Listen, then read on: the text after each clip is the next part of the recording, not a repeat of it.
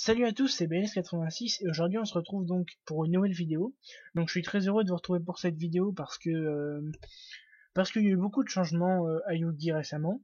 Voilà, donc je pense notamment à la banlist qui euh, qui permet, enfin cette banlist permet de faire revenir certains decks qui étaient assez oubliés et qui avaient perdu de leur superbe. Et aujourd'hui, j'ai décidé de me pencher sur un deck Colonie du Mal, donc. Je me suis inspiré, ma decklist, je me suis réellement inspiré d'un joueur de mon DC donc qui s'appelle Pascal. Il se reconnaîtra quand il regardera cette vidéo. Donc voilà, j'ai pris la structure de son deck, l'ossature, j'ai changé quelques cartes, j'ai discuté avec lui de ses choix, voilà. Et j'ai décidé de vous la faire partager parce que je pense que c'est une bonne decklist. Je pense que cette personne d'ailleurs est une personne qui a un intérêt certain à Yugi et qui vous permet et qui donne de bonnes decklists. Donc voilà. Donc vous n'avez pas la chance de le connaître, mais bon, à travers mes vidéos, je vais vous le faire connaître un petit peu. Donc voilà. Donc on va partir sur une decklist Colonie du Mal, sans side, parce que c'est son side et moi j'ai pas envie forcément de partager les sides des personnes de mon décès, etc. Donc voilà. Et je vais vous expliquer pourquoi cette decklist est forte et pourquoi ce deck-là est fort dans le méta. Donc premièrement, il joue 3 castors, donc le colonie du mal qui nous permet d'invoquer une fois en plus. Donc il faut savoir que c'est un effet d'initiation, c'est pas un effet qu'on peut annuler, donc une vraie fausse skill ne nous permet pas d'annuler ça déjà, donc c'est déjà très fort. Donc 3 castors tout simplement parce que le renfort de l'armée depuis la dernière ban est repassé à 3. Voilà. Ensuite, 3 Carricaillons, donc ça c'est le monstre à jouer obligatoirement en 3 fois dans le deck. C'est une carte qui nous permet de garder le contrôle du terrain, et en top deck c'est une carte très forte, donc voilà. On en joue 3. Ensuite, 3 colonies du mal Thunderbird, donc tout simplement pour parce que c'est une carte qui peut vraiment ennuyer l'adversaire. Ça revient avec un petit boost de 300 d'attaque, donc 1950, et il faut savoir que dans le format, il n'y a pas beaucoup de monstres qui peuvent dépasser 1950 d'attaque, donc c'est une grosse carte. En combo avec Emptiness, c'est pas mal, j'expliquerai pourquoi tout à l'heure. Donc voilà. Ensuite, Mandragora, donc j'en joue que deux, tout simplement parce que l'Emptiness nous permet de bloquer les invox P, et si on a trop de Mandragora aux mains et l'Emptiness sur le terrain, bah ça sert un peu à rien, donc voilà. Ensuite, la base, ce qui nous reste du deck Rescurabit, donc le Rescurabit avec 3 héliotropes, donc voilà. Rescurabit est une carte très forte dans le format, si on arrive à la faire passer, bah ça nous donne un avantage certain, donc pas de souci, il faut encore jouer la base avec les héliotropes et le Rabbit. Et pour finir, pour les monstres, une petite carte technique qui s'impose dans le format, donc Néospatien Grande Maul, donc top géante pour les Français. Donc cette carte permet de gérer les fusions Shadow et les dentes du Burning Abyss, et aussi tous les monstres sur le terrain, mais surtout les deux premiers que j'ai cités, pour limiter le CA adverse, et donc pour garder le contrôle du terrain. Ensuite, on va passer aux magies, donc je joue 16 monstres. Donc pour les magies de pandémie d'infestation, voilà. Donc c'est un peu la Forbidden la Forbidden Lance pardon pour ces decks là. Donc il faut savoir que deux parce que pour moi c'est pas réellement super. Donc voilà, je vous montre Forbidden Lance vite fait. Donc pour moi c'est pas vraiment utile de jouer plus de choses qui nous empêchent les effets de magie et piège, parce que tout simplement dans le méta, il y a beaucoup de cartes, pièges ou magie, qui ne visent pas forcément les monstres, qui visent plutôt à faire du CA, à piocher et tout ça. Donc pour moi, simplement que de pandémie, ça c'est. Ensuite, un Graal interdit, donc ça, c'est cette personne qui l'a mise dans son mind deck. J'ai trouvé ça pas si bête, avec le nombre de cartes telles que Shadow, etc. Donc il faut savoir que Forbidden Calice ou Graal interdit pour les Français, ça permet d'annuler les effets des flips des Shadow lorsqu'on tape, donc une grosse carte. Donc voilà, je pense qu'on peut laisser ça. Ensuite, pour accélérer le deck un maximum, 3 gobelins parvenus, pas besoin d'expliquer. Le renfort qui est passé à 3, ça va chercher le castor. Donc le but c'est de vraiment avoir castor en main de départ. Et un renfort de l'armée qui n'a plus de cible dans le deck peut être mis comme piège et ça nous empêche pas trop de jouer. Donc ensuite, 2 typhons d'espace mystique. Donc avec les pandémies, ça permet de gérer assez les MP. Donc les mesties, c'est pour gérer des cartes pièges ou magie. Surtout des pièges continus, je pense au miroir absorbant de lumière ou emptiness adverse, etc. Donc réellement grosse carte. Et contre pas mal de decks, bah, ça permet de détruire les ressources. Avec le retour de Fire Fist, ça nous permet aussi de gérer les Tenki, les Tensu, les Tensen, tout ça. Donc voilà. Et ensuite, encore un moteur de pioche, donc Allure of Darkness, donc carte utile dans tous les decks ténèbres, donc pas besoin de s'en passer. Et la petite fissure, donc carte déjà jouée dans le précédent format, ça permet d'être fort contre Shadow, contre Burning Abyss, contre tout ce qu'on veut. Contre Burning Abyss dans une moindre mesure, vu que c'est souvent des matériels, et on sait que les matériels, ça va forcément au cimetière.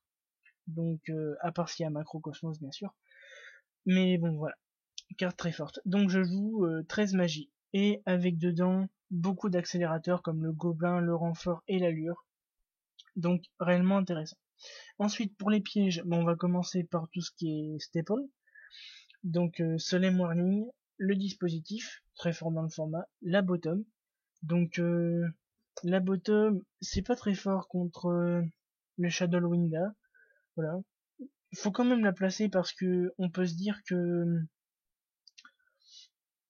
si on a un Ophion sur le terrain, bah on peut quand même gérer les monstres et tout. Donc, non, je pense que dans ce deck-là, on peut se permettre de jouer la bottom. Ensuite, le Tribute, c'est pareil. Tribute, c'est une grosse carte en combo avec Macrocosmos ou la fissure dimensionnelle. Donc, réellement très intéressant. Ensuite, la petite infestation, donc l'infection de l'infestation en français, donc qui permet de tuto n'importe quelle colonie du mal. Donc le deck est devenu vraiment stable et en plus vraiment rapide. Donc c'est super puissant. Donc voilà, une seule, ça peut être tutorisable, donc une seule. Ensuite, la zone sûre, donc pour protéger notre Ophion et Meister Capital lorsqu'on veut protéger une emptiness. C'est une loupe assez fréquente en tournoi, donc une loupe qui marche vraiment bien, et c'est très difficile de s'en défaire. Ensuite, petite carte tech du format donc Soul Drain, donc ça nous permet d'annuler les monstres qui sont bannis et les monstres qui acquièrent leurs effets dans le cimetière. Donc je pense à Shadow et encore une fois à Burning Abyss, à tout ça. Donc carte réellement forte. En Burning Abyss, j'ai plutôt peur de celui-là, de Skarm, celui-là qui tuto le guide à la fin du tour. Les autres sont assez gérables avec Emptiness, mais bon. Le Soul Drain est vraiment très fort. Euh, Carte précédemment citée, donc Vanity Emptiness, donc qui permet d'annuler les invoques P. Avec un Ophion sur le terrain, ça permet de pas prendre 101 au castel sur l'Ophion, donc réellement une carte très puissante et très utile dans le format. C'est pas pour rien que les pros en jouent 3 en 3 ou 2, voilà. Moi je préfère en jouer 2 hein, personnellement. Et donc voilà. Et ensuite Macrocosmos, donc comme cité précédemment, jouer sur le cimetière, ça nous empêche pas trop de jouer à part avec le Carricaillon. Et voilà. Ça tue les decks du méta, genre Shadow, Abyss Burning, tout ça, donc pas besoin de s'en passer.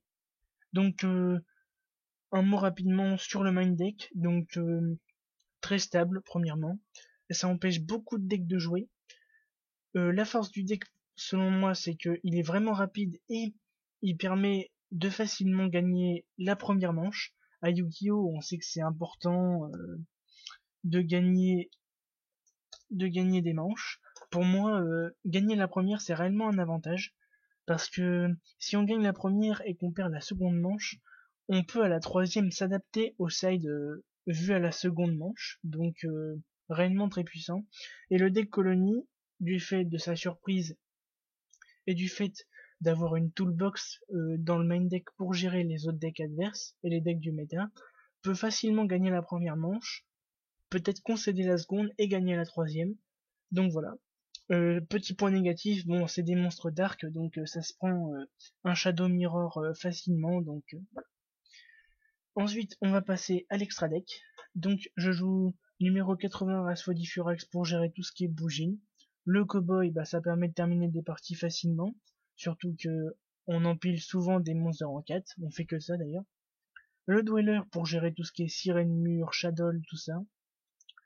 Le maestroquet, donc ça j'hésite encore réellement, mais bon je pense que c'est une carte lorsqu'on a une mauvaise main qui nous permet de temporiser assez, donc voilà, puis ça nous permet surtout de mettre des monstres face verso assez embêtants. Donc voilà. L'exciton, l'exciton qui tire vraiment sa force dans ce deck là, vu que c'est un colonie du mal déjà, donc on peut le protéger avec les pandémies d'infestation. Et ensuite bah ça rase le terrain, voilà, carte très puissante dans le format. Un castel, donc pour gérer les fusions ou les Xyz adverses. Encore une fois, Shadow, Abyss Burning, tout ça. Le Diamond Direwolf, pardon, qui nous permet de gérer le euh, le Shadow Mirror adverse, donc très puissant. Le numéro 50 qui a un peu perdu de sa superbe aussi parce que dans ce format c'est assez compliqué, mais bon, c'est quand même fort contre certains decks comme Sirène Mur, etc. Le Bahamut pour prendre le contrôle, donc ça c'est plutôt contre les match-up Seigneur Lumière, ça nous permet de prendre un JT rapidement, efficacement, et donc de mettre l'OTK après. Donc voilà. Le Ragna Zero avec le retour des decks Harpy ou le Fire Fist, je pense que c'est une carte qu'il va falloir remettre dans, tous les extra decks, voilà, avec le retour de Tenki, de Wolfbark, enfin non pas Tenki mais Wolfbark et tout, donc voilà. Ensuite, le Meister Capital, et là je vais m'arrêter un petit peu plus sur ce monstre Xyz. Donc le combo que je vous ai précédemment cité est bien sûr Meister Capital, Emptiness et la zone sûre. Donc vous faites zone sûre sur l'Emptiness, sur le Meister Capital, et le Meister Capital vous activez son effet sur l'Emptiness, et ça vous permet de protéger votre Emptiness et votre monstre, donc voilà, pas de souci. Ensuite je joue 3 au fion. Bah j'ai envie de dire c'est dû au fait que le deck est super rapide et euh, peut spam DX6 très facilement. Donc voilà. Ensuite il nous permet de tutoriser les petites pandémies et la petite piège, donc carte réellement énorme dans le format. Et finalement numéro 85 Crazy Box, donc avec les decks genre Yangzing qui joue en main deck l'absorption de compétences, et bah c'est très fort d'avoir cette carte dans l'extra deck, ça nous permet d'avoir 3000 d'attaque, aucun effet, et voilà. Donc voilà, je vous remercie pour cette vidéo. Donc j'espère que cette vidéo vous plaira. N'hésitez pas en commentaire à me donner des idées de deck profile, des decks qui vous plairaient dans le format. N'hésitez pas non plus à me dire ce qui vous a plu, ce qui vous a déplu, à critiquer la decklist, ou même à donner des avis positifs concernant cette decklist. Et voilà. N'hésitez pas aussi à liker, à partager ou à commenter, et moi ça me fera très plaisir de vous répondre. Ou voilà. Donc je vous souhaite de bons duels à tous.